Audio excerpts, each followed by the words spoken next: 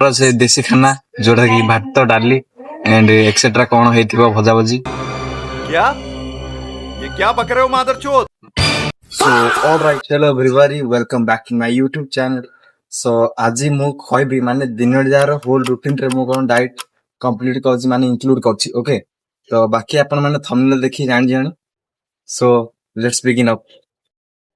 सो morning रे मु breakfast type रो किछि माने मील को कंज्यूम करछि जोटा कि चूड़ा कदली पीनट एक्सेट्रा ओके। सो आपण में भी जाइले एगुडे कंज्यूम करि पारि।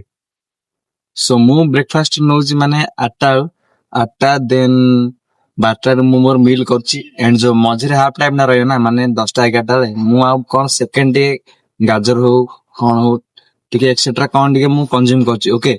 देन लंच रो इवनिंग भितरे मोर जो माने 2टा 3टा ओके 2टा 3टा मु सेकंड माने कोन गाजर कोन एक्स्ट्रा प्रोटीन ऐड करछि एंड नाइट रे माने 6टा रो 8टा भितरे मु मोर प्री वर्कआउट ने 7टा रे देन वर्कआउट करे 8टा रे वर्कआउट सरला प्राय आधा घंटा लागे आधा घंटा पर मु 9टा रे मोर ने पोस्ट वर्कआउट ओके जो कहली पोस्ट वर्कआउट मोर ने देन नाइट रे मु मोर आ गोटे ने जो पोस्ट आउट करे ओके।